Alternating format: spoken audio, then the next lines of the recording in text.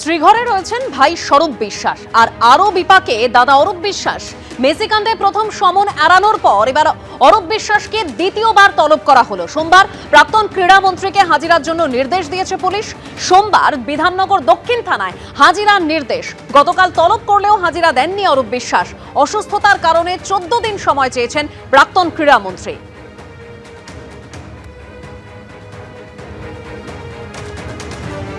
শ্রীঘরে রয়েছেন ভাই স্বরূপ বিশ্বাস, এবার আরো বিপাকে দাদা অরূপ বিশ্বাস। তাকে দ্বিতীয়বারের জন্য সমন পাঠানো হলো, অর্থাৎ মেসি কাণ্ডে প্রথম সমন এড়ানোর পর দ্বিতীয়বার তলব করা হলো অরূপ বিশ্বাসকে। সোমবার প্রাক্তন ক্রীড়ামন্ত্রীকে হাজিরার নির্দেশ দেওয়া হয়েছে বিধাননগর দক্ষিণ থানায়।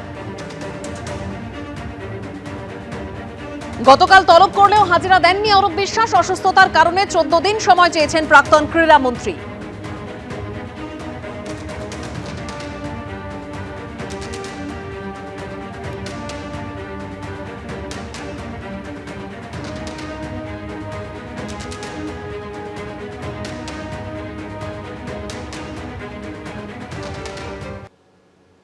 জনরসের পরদিন থমথমে সুরুচি সংঘ। বিশ্বাসে অরুচি, তাই বন্ধ হলো সুরুচি। অরূপ স্বরূপ বিশ্বাসদের ক্লাবের বাইরে শনিবার দেখা গেল এমনই পোস্টার।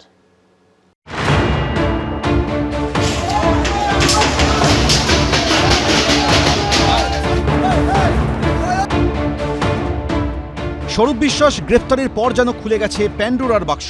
সামনে আসছে একের পর এক চাঞ্চল্যকর অভিযোগ। বিশ্বাস ব্রাদার্সের ডেরা সুরুচি সঙ্গে এসে ক্ষোভ উগরে দিচ্ছেন স্থানীয়দের একাংশ।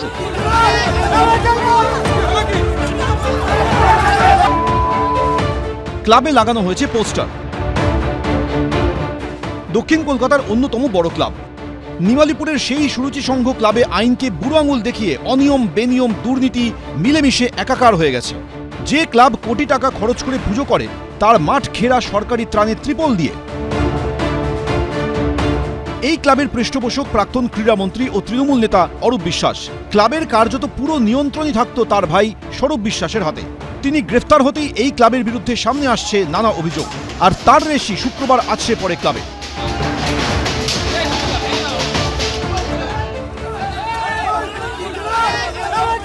যে সুরুচির সঙ্গে একেবারে দেখতে পাওয়া গেছে যে শুক্রবার দিন জনরোষ আছড়ে পড়ে, এই হচ্ছে সেই জায়গা। এবং রাস্তার মধ্যে পুলিশ প্রোটেকশন ইতিমধ্যে রাখা অবস্থা রয়েছে, গেট বন্ধ অবস্থা রয়েছে। গোটা যে জায়গায় দেখতে পাচ্ছি এরকম প্রথমে সবুজ কাপড়, তার তলায় হচ্ছে কালো যে ত্রিপল পলিথিনের সেটা কিন্তু দেওয়া রয়েছে। কিন্তু সত্যি অবাক করার যেটা বিষয় এবং যেটা স্থানীয়রা অভিযোগ করছেন, তাদের নজরে এসছে এই যে কালো যে ত্রিপল, সেই ত্রিপলটা কোথাকারের।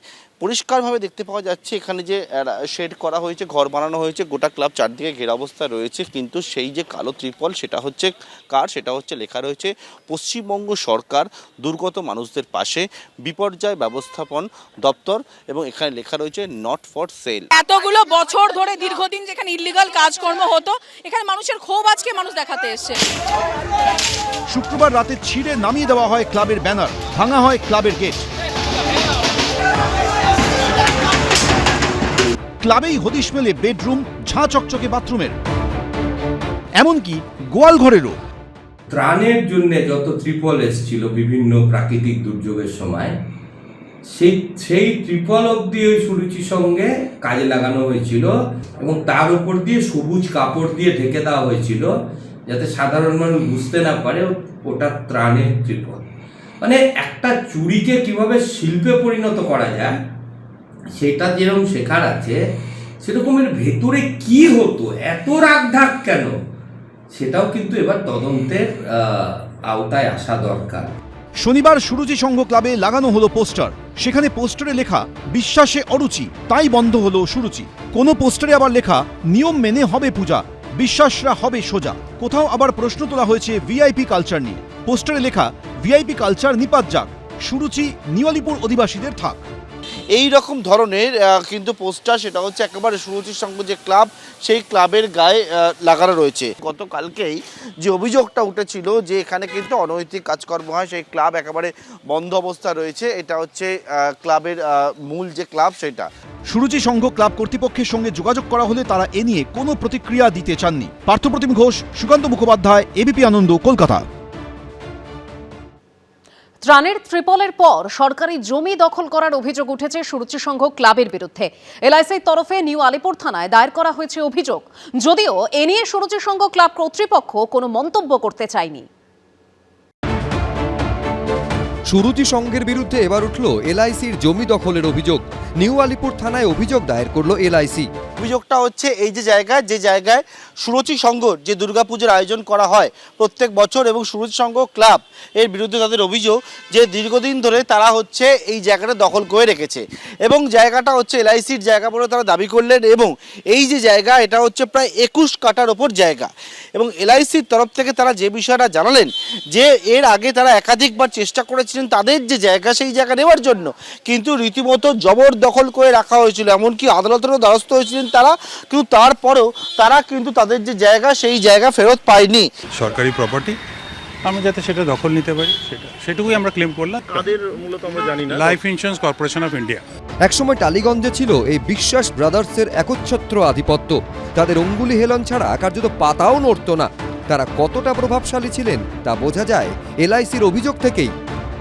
আমরা সেরকম অ্যাডমিনিস্ট্রেশনের সাপোর্ট হয়তো পাইনি, এবার ডেফিনেটলি আমরা সেটা আমাদের এন্ট্রি ছিল না। এখানে অ্যাপ্রক্সিমেটলি 23-24 কোটি টাকা কাটা মতো জমি আছে।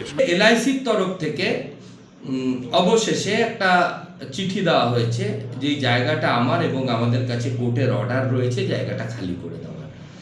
এটা কিন্তু অনেক বছর আগে কোর্ট এলআইসিকে এই জায়গাটার পজিশন নিয়ে নিতে বলেছিল, কারণ এই যে সুরুচি সংঘ নামক পাপের আখড়া, এইটা কিন্তু এলআইসির জমিতে জবরদখল করে চলছিল এতদিন। আইন সবার জন্য এক, তাই আশা করব যে উপযুক্ত ব্যবস্থা প্রশাসন নেবে এবং দখল মুক্ত করা হবে নিশ্চয়ই এলআইসির জায়গাকে। জমি সংক্রান্ত জটিলতা নিয়ে মামলা গড়ায় আদালতে, কিন্তু অভিযোগ তারপরেও জমি ফেরত পায়নি এলআইসি। 9 বছর আগে 2017 সালে জমি সংক্রান্ত টালবাহানায় বিকল্প জায়গার খোঁজ করে সুরুচি সংঘ। সেই সময় বিশ্বাস ব্রাদার্সের নজরে পড়ে নিউ আলিপুরে চিলড্রেন্স পার্কের জমি। অভিযোগ, সেই সময় স্বরূপ বিশ্বাস অনুগামীরা ভয় দেখান চিলড্রেন্স পার্কের কয়েকজন সদস্যকে। নিউ আলিপুরের লোকের কাছ থেকে এই চিলড্রেন্স পার্কটা দখল করার জন্য দিনের পর দিন স্বরূপ বিশ্বাস মধ্যবিত্তদের এবং প্রত্যেকটা পরিবারকে যেইভাবে এফেক্টেড করেছে, যেই 25/27 আর্মস কেস আনবেলেবেল জামিন অযোগ্য ধারায় আমাদের 2 ভাইকে কেস দেওয়া হয়েছিল। 2 বছর কোর্টের দিনের পর দিন আমরা ওখানে গিয়ে সেই কেস থেকে মুক্তি পেয়েছি। অভিযোগ নিয়ে সুরুচি সংঘ ক্লাব কর্তৃপক্ষ কোনো মন্তব্য করতে চায়নি। পার্থপ্রতিম ঘোষ, প্রবীর চক্রবর্তী, এবিপি আনন্দ, কলকাতা। এবিপি আনন্দ, এগিয়ে থাকে, এগিয়ে রাখে।